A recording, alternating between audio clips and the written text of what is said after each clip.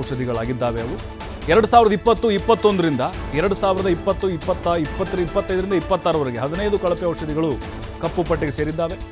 ಉಳಿದ ಕಂಪನಿಗಳ ವಿರುದ್ಧ ಅನುಮತಿ ಸಿಕ್ಕಿಲ್ಲ ಇನ್ನೂ ಕೂಡ. ಈ ರೀತಿ ಆರೋಪ. ಯಾಕೆ ಇನ್ನೂ ಪರ್ಮಿಷನ್ ಸಿಗ್ತಿಲ್ಲ? ಯಾಕೆ ಹಾಗಾದ್ರೆ ಒತ್ತಡಕ್ಕೆ ಮಣಿತಾ ಇದ್ದಾರೆ ಇವರು ಅಧಿಕಾರಿಗಳು? ಹಿಮಾಚಲ ಪ್ರದೇಶದ ಕಂಪನಿಗಳೇ ಅತಿ ಹೆಚ್ಚಿದಾವೆ ಅನ್ನುವಂಥ ಉಲ್ಲೇಖ ಇದೆ. ಹರಿಯಾಣ, ಹಿಮಾಚಲ ಪ್ರದೇಶ, ಉತ್ತರಾಖಂಡ್ ಮೂಲದ ಕಂಪನಿಗಳು, ಮಹಾರಾಷ್ಟ್ರ, ಪಂಜಾಬ್, ತೆಲಂಗಾಣ ಮತ್ತು ಕರ್ನಾಟಕದ ಕಂಪನಿಗಳು ಪಟ್ಟಿಲಿದ್ದಾವೆ. ಹಲವು ರಾಜ್ಯಗಳ ಕಂಪನಿಗಳ ಔಷಧಿಗಳು ಪರೀಕ್ಷೆಯಲ್ಲಿ ಫೇಲ್ ಆಗಿದ್ದಾವೆ. ಔಷಧ ಬ್ಯಾಚ್ಗಳ ಪ್ರಯೋಗಾಲಯ ಪರೀಕ್ಷೆಯಲ್ಲಿ ಗುಣಮಟ್ಟದ ಲೋಪ ಪತ್ತೆಯಾಗಿದೆ.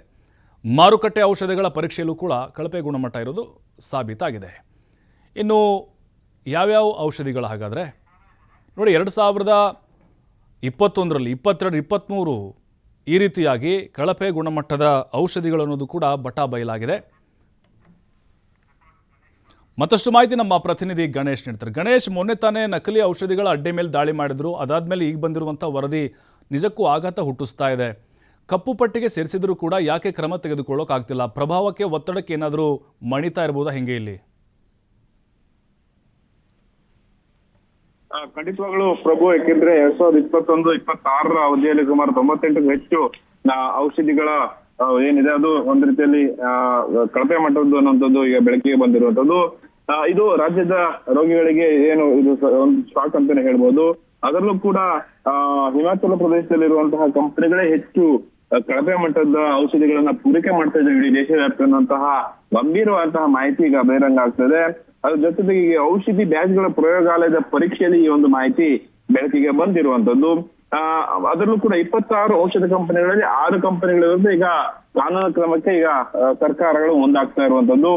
ಮುಖ್ಯವಾಗಿ ಕರ್ನಾಟಕ, ಹರಿಯಾಣ, ಹಿಮಾಚಲ ಪ್ರದೇಶ, ಉತ್ತರಾಖಂಡ್ ಮೂಲದ ಕಂಪನಿಗಳೇ ಹೆಚ್ಚು ಫ್ರಾಡ್ ಮಾಡಿದೆ ಅಥವಾ ನಕಲಿ ಔಷಧಿಗಳನ್ನ ನೀಡ್ತಿದ್ದಾರೆ ಅನ್ನುವಂತಹ ಒಂದು ವಿಚಾರ ಈಗ ಸದ್ಯಕ್ಕೆ ಬೆಳಕಿಗೆ ಬಂದಿರುವಂತದ್ದು. ಇನ್ನು ಅದರಲ್ಲಿ ಎಕ್ಸ್ಪೈರಿ ಆಗಿರುವಂತಹ ಮಟೀರಿಯಲ್ಸ್ ಗಳನ್ನ ದರ ಪರಿಶೀಲನೆ ಮಾಡುವ ಸಂದರ್ಭದಲ್ಲಿ ಒಂದು ಲೇಬಲ್ ಹಾಕುವಂತ ಇದರಲ್ಲಿ ಕಳಪೆ ಇರುವಂತದ್ದು ಅಥವಾ ನಕಲಿ ಮಟೀರಿಯಲ್ಸ್ ಗಳನ್ನ ಬಳಸಿರುವಂತಹ ಆರೋಪ, ಹಾಗೇನೆ ಅವಧಿ ಮೀರಿದ ಔಷಧಿಗಳನ್ನ ಮತ್ತೆ ಮಾರುಕಟ್ಟೆಗಳಿಗೆ ಬಿಟ್ಟಿರುವಂತಹ ಪ್ರಕರಣ, ಹೀಗೆ ಹಲವು ಅಂಶಗಳ ಆಧಾರದಲ್ಲಿ ಇಟ್ಕೊಂಡು ಈಗ 26 ಕಂಪನಿಗಳ ವಿರುದ್ಧ ಈಗ ಒಂದ್ ರೀತಿಯಲ್ಲಿ ಗಂಭೀರವಾದಂತಹ ಆಪಾದನೆ ಇರುವಂತದ್ದು. ಈಗ 2021ರಲ್ಲಿ 16 ಕಂಪನಿಗಳು, ಹಾಗೇನೆ 2022ರಲ್ಲಿ 15, 2023ರಲ್ಲಿ 12, 2024ರಲ್ಲಿ 31, ಹಾಗೇನೆ 2025 ಆಗಸ್ಟ್ 18ರವರೆಗೆ 3 ಕಂಪನಿಗಳು, ಒಟ್ಟು 98 ಕಂಪನಿಗಳು ಈಗ ನಕಲಿ ಔಷಧಿಗಳನ್ನ ಅಥವಾ ಕಳಪೆ ಗುಣಮಟ್ಟದ ಅದರಲ್ಲೂ ಕೂಡ ಎಕ್ಸ್ಪೈರ್ ಆಗಿರುವಂತಹ ಏನು ಔಷಧಿಗಳನ್ನ ಮಾರುಕಟ್ಟೆಗಳಿಗೆ ಬಿಟ್ಟಿದ್ರು, ಆಸ್ಪತ್ರೆಗಳಿಗೆ ಸರಬರಾಜು ಮಾಡಿದ್ರು ಅನ್ನುವಂತಹ ಆಪಾದನೆ ಈಗ ಕೇಳಿ ಬಂದಿದೆ.